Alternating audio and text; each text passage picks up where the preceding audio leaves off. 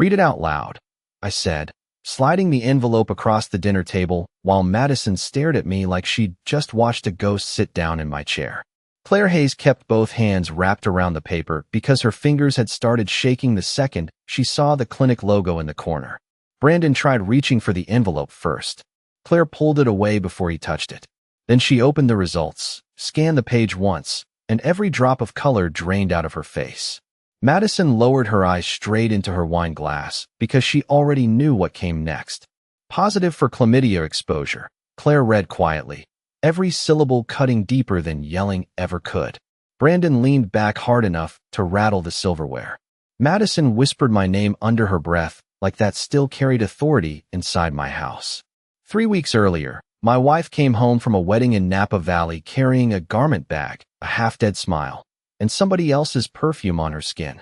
I noticed the perfume before she even hugged me because Madison usually wore clean citrus scents, expensive but subtle, the kind that stayed close to the body. This one smelled darker. Smoky vanilla. Heavy. Intimate. The type of fragrance people remembered after a hotel room door closed. She kissed my cheek instead of my mouth, rolled her suitcase straight upstairs, and spent nearly 40 minutes inside the bathroom before speaking more than 10 words to me. I stood in the kitchen reviewing invoices on my laptop while she moved around upstairs. Madison worked in corporate event marketing, which meant weddings, conferences, and luxury venues filled half her calendar every year. Usually she came home exhausted and clingy. This time she moved through the house like she had rehearsed every step in advance. Phone face down. Eye contact short. Voice overly cheerful. Small details create patterns fast when you've spent 11 years married to somebody. The first real crack showed up 2 days later when I grabbed her phone off the counter because her mother kept calling during dinner. Madison crossed the kitchen faster than I'd seen her move in months. She snatched the phone out of my hand before I even answered. Then she laughed. Too fast. Too bright. Work stuff, she said. Client drama.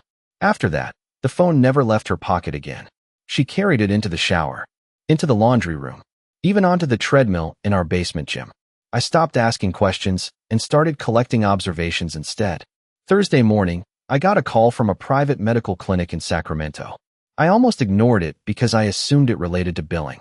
The nurse asked me to verify my full name and date of birth first. Her voice carried that controlled softness medical professionals use when they already know somebody's life is about to split open. She explained that Madison listed me as a recent partner after receiving treatment earlier that week. My grip tightened so hard around the coffee mug that hot coffee spilled across my wrist. The nurse kept talking while my brain stalled halfway through the sentence. Testing recommendations. Antibiotics. Follow-up screening. Exposure timeline. I heard every word with brutal clarity. Madison had an STD, which meant somebody else touched my wife during that wedding weekend.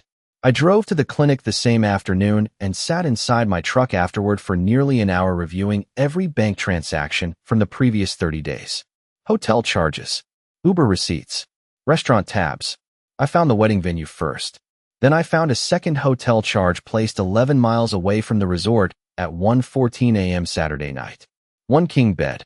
Late checkout. Booked under Madison's corporate travel card. And right beneath the receipt sat a second name attached to the reservation authorization, Brandon Hayes.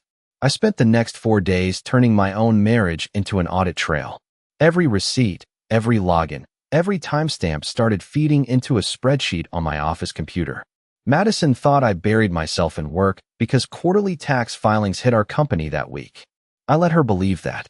Meanwhile, I built a timeline precise enough to survive a courtroom. Friday afternoon, she charged 3 cocktails at the wedding reception bar around 8:40 p.m. At 9:12, her phone pinged an Uber pickup from the Vineyard Resort. At 9:31, Brandon Hayes entered the same black SUV from a separate pickup point half a mile away. The route ended at the Archer Hotel in downtown Napa. 1 room. 7 hours. Checkout at 11:48 the next morning. Their phones traveled together the entire night according to the location metadata tied to our shared cloud account. Most people never realize how much information sits inside routine convenience apps. Madison forgot our family iPad still mirrored portions of her account activity. She deleted text messages from her phone, but fragments survived inside notification previews cached by the tablet. Enough fragments to expose intent. Lobby elevator. Your wife called. Worth every risk. I read those lines at 2 in the morning while Madison slept beside me, wearing the same expression she used during peaceful weekends at our lake house. That contrast started messing with my head harder than the affair itself. She still asked me about groceries. Still reminded me to call my sister on her birthday. Still folded my gym shirts fresh from the dryer. Human beings compartmentalize betrayal with terrifying efficiency. Saturday morning, I opened our joint banking portal and created alerts for every outgoing transaction over $50. Then I scheduled a consultation with a divorce attorney 40 miles outside Sacramento under a fake calendar label titled Vendor Compliance Meeting. I arrived carrying printed account summaries, mortgage records, retirement statements, and copies of the property deed. The attorney studied the paperwork for 20 minutes before asking the question I already expected. Do you want revenge or protection? Smart man. Most people chase revenge first and lose half their assets while emotions drive the process. I chose protection. He advised me to separate inherited funds immediately, freeze discretionary transfers, and document every suspicious expense tied to marital waste. California divorce courts care about paper trails more than heartbreak. I left his office with a legal checklist and a strange sense of calm settling into my chest. That calm scared me more than anger would have. Madison noticed the change too. Sunday night, she stood in our kitchen doorway studying me while I reviewed inventory reports on my laptop. You have been acting weird lately, she said carefully. I looked up and smiled. Busy quarter. Her eyes narrowed slightly. Madison built her entire social life around reading people quickly. That skill made her excellent at corporate networking and extremely dangerous inside a marriage. She sensed pressure shifts early, which meant I needed stronger leverage before she started deleting evidence faster. Later that night, she fell asleep with her phone charging on her nightstand instead of under her pillow for the first time all week. I waited 20 minutes, then unlocked it using the 6-digit code she once claimed I would always know because married people should never need secrets. Brandon sat pinned at the top of her message list under a fake female contact name, Claire H. My pulse slowed instead of racing. Affairs survive through emotion. Exposure destroys them through detail. Then I opened Brandon's contact profile and saw the attached image for the first time. Family photo. Brandon smiling beside a blonde woman and 2 little girls wearing matching Disneyland shirts. His wife's name was Claire Hayes. Most affairs collapse because one person gets careless. Madison and Brandon operated like co-workers running a side business. Tight communication windows. Predictable cover stories. Minimal emotional language inside texts. That told me this thing had lasted longer than one drunken wedding weekend. Casual cheating leaves chaos everywhere. Experienced cheaters build systems. Monday morning, I created a secondary cloud backup under a private business account and copied every screenshot, transaction report, and metadata export into encrypted folders. If Madison sensed exposure and wiped her devices, I still wanted permanent records with timestamps intact. Family court judges trust organized evidence. Angry husbands lose credibility fast. Calm husbands with documentation become dangerous. By then I had mapped nearly 6 months of overlap between Madison and Brandon. Shared conference registrations. Matching Uber routes after corporate mixers. 2 separate hotel reservations tied to Brandon's consulting company. 1 wine bar receipt in San Francisco charged at 12:18 a.m. on a Thursday, while Madison told me she stayed late preparing a client presentation. The deeper I dug, the more disciplined they appeared. That discipline started eating at me psychologically because it meant my wife had invested effort into deceiving me every single day.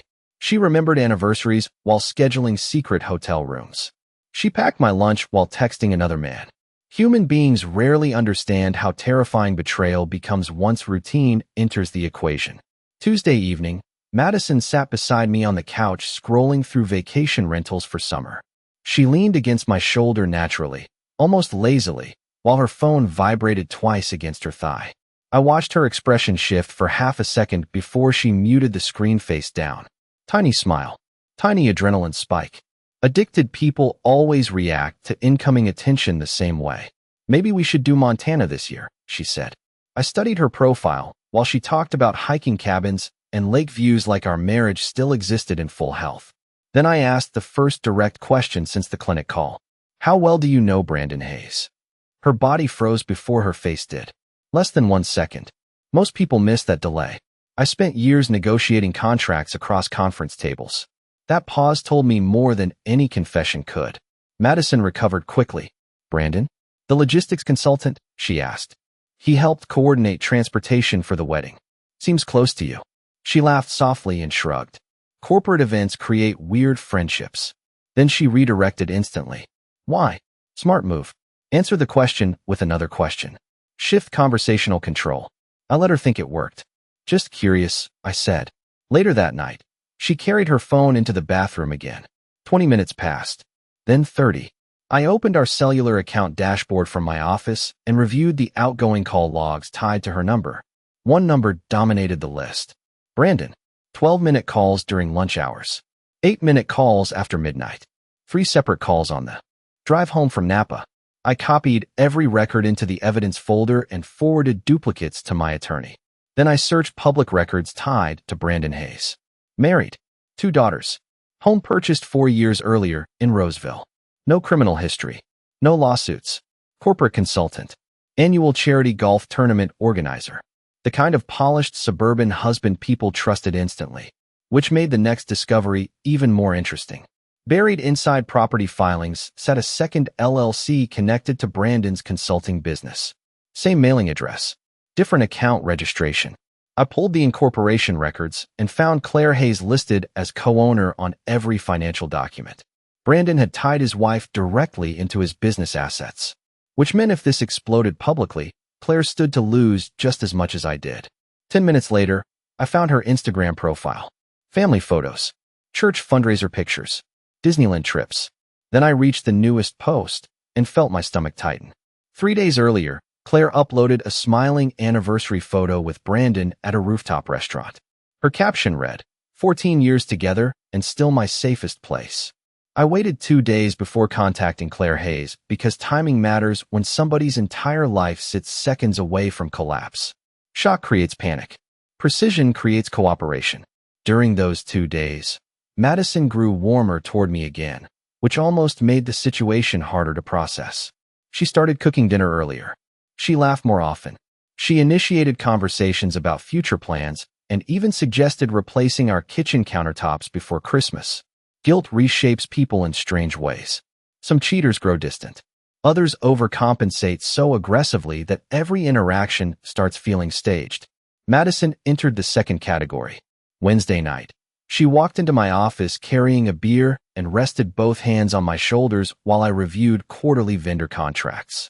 You have been buried in spreadsheets for days, she said softly. You okay?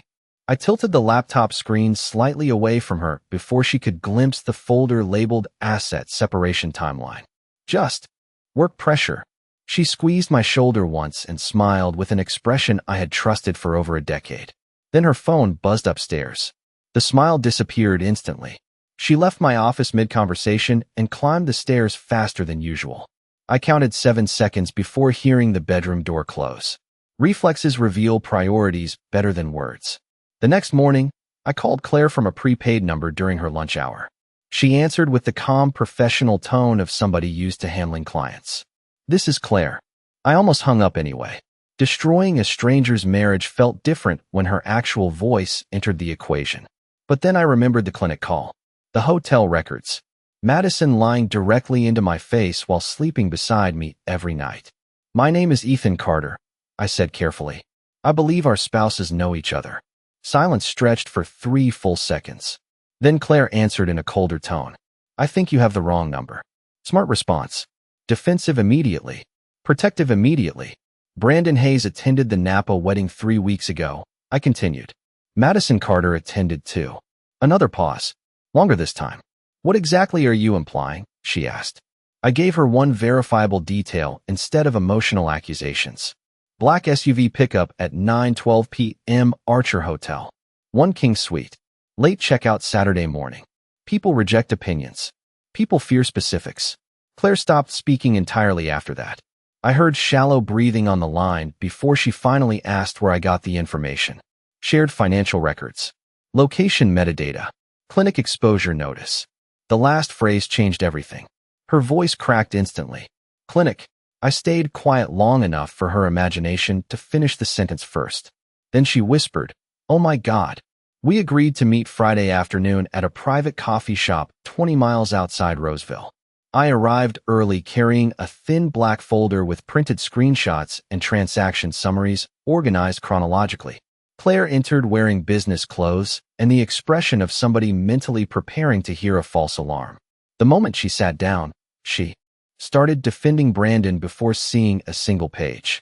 "My husband travels constantly for work," she said. "People make assumptions." I slid the hotel invoice across the table first, then the rideshare logs, then the screenshots. Claire read every page carefully without interrupting me again. Her hands started trembling around the third screenshot. By the time she reached the clinic documentation, tears filled her eyes even though she fought hard to keep her composure intact. "He told me he stayed with clients that night," she whispered. "He said the wedding exhausted him." I watched her entire reality reorganize itself behind her eyes piece by piece. Then she looked up at me differently for the first time. Less like a stranger, more like an ally standing inside the same fire. "How much more do you have?" she asked quietly. I opened the black folder wider and turned it toward her. "Enough to destroy both of them." Then Claire reached into her purse, pulled out Brandon's old iPad, and said something that shifted the entire balance of power. "Good," she said, "because I already found messages you have not seen yet." Claire handed me the iPad across the coffee shop table like she was transferring evidence in a criminal case. Brandon had synced years of his digital life into the device and apparently forgot old message backups remained buried inside archived folders. Most people delete conversations from their phones and assume the problem disappears. Cloud storage preserves stupidity forever. Claire already organized the material before meeting me. Screenshots sat inside labeled folders by month. Hotel confirmations, deleted selfies, calendar overlaps, burner email accounts tied to Brandon's consulting business. She approached Betrayal the same way accountants approach fraud investigations. Cold, methodical, efficient. I respected that instantly. "He used company reimbursements," she said quietly while scrolling through transaction exports. "Every affair expense moved through the LLC because he thought business accounts looked invisible during taxes." That single sentence explained why Brandon structured his life around layered entities and consulting invoices. He had been laundering personal misconduct through corporate deductions for years. Claire opened another folder and showed me spreadsheets she built after suspecting something months earlier. She tracked mileage discrepancies between Brandon's claimed meetings and his vehicle GPS reports. She compared restaurant timestamps against conference schedules. She even photographed handwritten notes he tossed into his office trash after shredding financial documents. Madison thought she was sneaking around with a polished executive. In reality, she attached herself to a man already under quiet investigation by his own wife. "How long have you known?" I asked. Claire stared down at her untouched coffee before answering.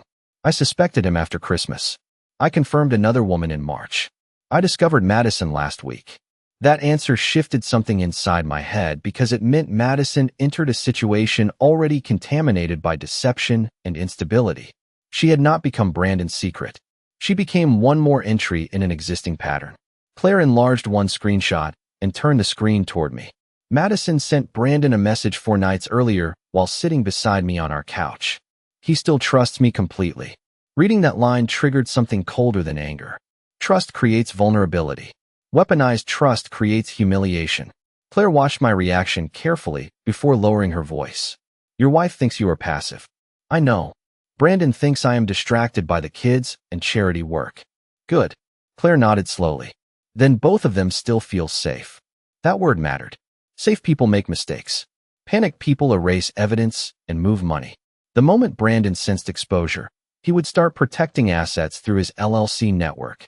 The moment Madison sensed divorce, she would reposition herself emotionally and financially before I finalized anything. Which meant Claire and I needed timing, coordination, and leverage. We spent nearly 2 hours building a controlled strategy instead of chasing emotional confrontation. I updated her on my attorney consultations and asset separation plans. She explained Brandon handled nearly every family investment account personally, which gave her legal access to records he assumed she ignored. Together, we mapped joint holdings, hidden reimbursements, and communication patterns. By the end of the meeting, this no longer felt like two devastated spouses talking through heartbreak. It felt like a coordinated financial investigation. Before leaving, Claire asked one question that stayed with me all night. Do you want them embarrassed privately or destroyed publicly? I drove home thinking about that sentence while Madison texted me grocery requests and heart emojis from work. The split between her digital affection and her actual behavior started feeling surreal. That evening, she cooked salmon for dinner and sat across from me discussing a friend's upcoming baby shower while secretly messaging Brandon beneath the tablecloth. I saw the glow from her phone against her lap. She thought the angle hid everything. Then her screen lit brighter for half a second during an incoming message preview. I caught 6 words before she tilted the display away. Dinner next week with your husband? Madison froze instantly after realizing I had looked up. Then she smiled too quickly and locked the screen. I smiled back because in that exact moment, I finally understood how we would expose them. Once Claire and I agreed on the dinner plan, everything shifted from emotional survival into execution. Timing mattered more than rage. We needed both of them relaxed, confident, and careless right until the final minute. Claire suggested exposing Brandon immediately through his company board because several reimbursement records crossed ethical lines. I stopped her. Corporate scandals trigger legal cleanup teams fast. The second Brandon sensed financial exposure, he would start moving accounts, deleting backups, and reframing the narrative before either of us controlled the room. Public humiliation works best when the targets still believe they hold power. So we built the dinner around comfort, familiarity, routine. I texted Madison the next morning while she sat in her downtown office. We should invite Brandon and Claire over next Friday. Feels weird that I still barely know the guy. After the wedding, her response arrived 30 seconds later. That actually sounds fun. Too fast. Too eager. She wanted proximity to Brandon disguised as normalcy. Affairs feed on hidden adrenaline.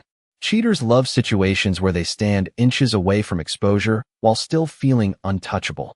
Claire texted Brandon separately that afternoon, suggesting the same dinner from her side. He agreed within minutes. Predictable. Neither of them imagined their spouses had already compared evidence folders over coffee. During the next several days, I watched Madison carefully. Once the dinner entered the calendar, she transformed again. Lighter mood. More energy. She spent extra time choosing clothes before work. Twice I caught her smiling at her phone after midnight, while assuming I slept beside her. Meanwhile, Claire dug deeper into Brandon's finances and uncovered another useful detail. He planned to transfer nearly $80,000 between business accounts the Monday after our dinner. Probably unrelated to the affair, but timing gave us leverage. If Claire filed separation paperwork before the transfer cleared, attorneys could freeze portions of the accounts during asset review. Suddenly, Brandon stood vulnerable both emotionally and financially. Every move tightened the trap further. Tuesday evening, Madison approached me while I reviewed market reports in my office. You seem better lately, she said carefully. Less stressed. I almost laughed hearing that. Calm terrifies guilty people because they expect chaos. They prepare themselves for screaming matches, accusations, broken trust. Silence leaves them blind. I have been thinking, I replied. Maybe we should focus more on relationships lately. Friends. Us. Real life outside work. Madison's shoulders relaxed instantly. Relief flooded her face so visibly that it confirmed everything. She believed the marriage remained secure. She believed her performance still worked. Then she stepped closer, wrapped her arms around my neck, and kissed my cheek gently. I miss this version of you, she whispered. That sentence stayed in my head for hours afterward because it revealed something ugly underneath the affair itself. Madison never feared hurting me. She feared discomfort, stress, consequences. As long as life stayed stable around her, she could compartmentalize anything. Thursday night, Claire called me after reviewing Brandon's synced backups again. You need to hear this recording, she said quietly. She forwarded an audio file extracted from Brandon's car Bluetooth archive. I played it immediately from my office desk. Madison's voice filled the speakers first, laughing softly, comfortable, intimate in ways I had not heard in months. Then Brandon asked the question that changed everything. What happens if Ethan finds out? Madison answered without hesitation. He will stay? He loves me too much to leave. I replayed that sentence 3 times while staring at the wall across my office. Every affair carries disrespect. But confidence inside betrayal creates another layer entirely. Madison viewed my loyalty as weakness. Brandon viewed Claire's trust as blindness. Right then, the dinner stopped being revenge. It became correction.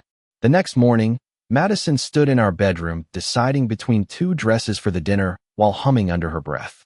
Then she held up the black one and smiled at me through the mirror. "Do you think Claire will like this?" she asked. I looked directly at her reflection and answered honestly for the first time in weeks. "I think Claire is going to remember tonight for the rest of her life." Friday night arrived with the kind of tension that sharpens every small detail into something memorable. Madison spent nearly an hour getting ready upstairs while I finished setting the dining table. She wore the black dress she picked earlier that week, the one Brandon had complimented in old messages Claire recovered from his backups. I remembered the exact line because I had read it 3 times while building evidence folders at 2 in the morning. That dress should honestly be illegal. Funny how words lose their charm once exposed under fluorescent reality. Madison walked downstairs adjusting an earring while watching me carefully for signs of suspicion. I gave her none. Calmness had become my greatest weapon.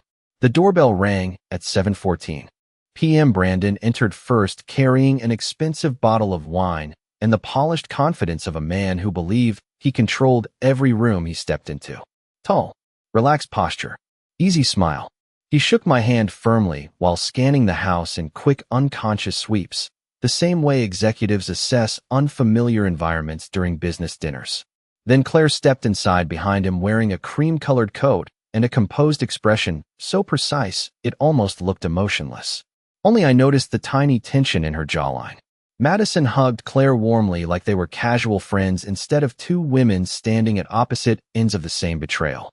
Brandon looked at Madison for half a second too long during introductions. Tiny mistake. Tiny confirmation. We moved into dinner smoothly after that. Wine poured. Steaks plated. Normal conversation floated around the table while 4 people silently measured each other from behind polished smiles.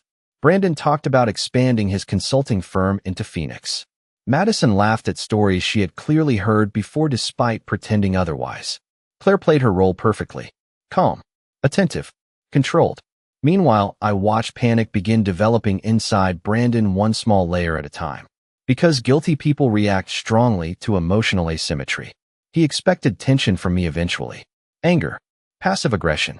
Territorial behavior. Instead, I asked thoughtful questions about his business structure and complimented his growth strategy. That unsettled him more than accusations would have. Halfway through dinner, Brandon excused himself to the bathroom. The second he disappeared down the hallway, Madison reached for her wine glass too quickly and spilled a few drops against the tablecloth. Nervous system leakage.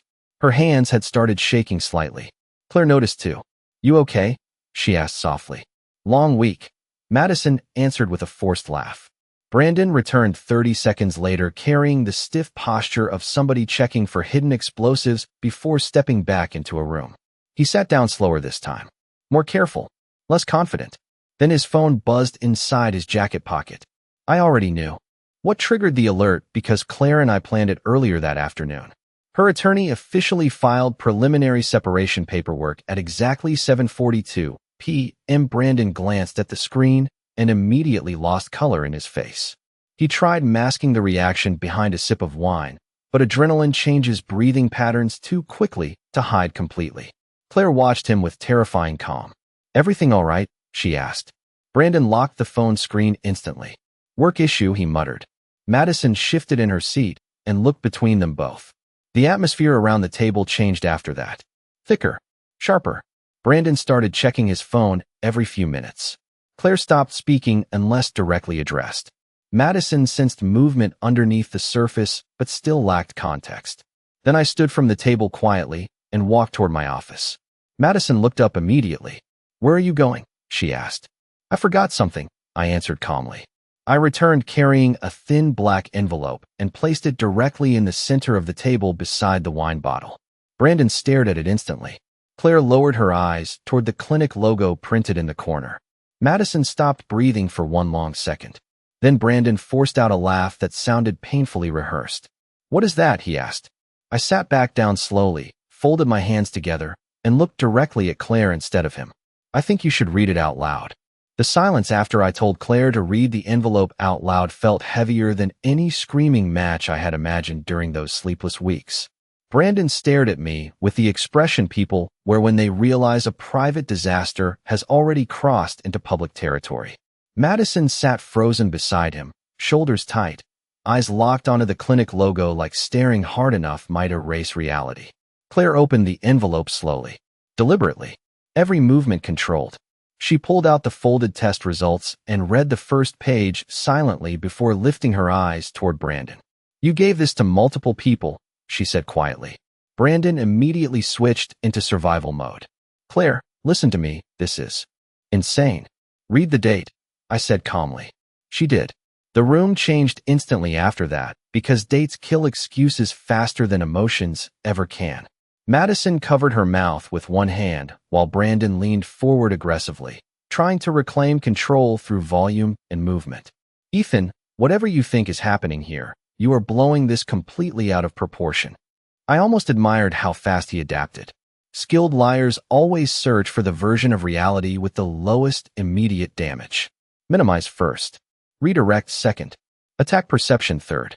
But Claire already moved beyond emotional confusion.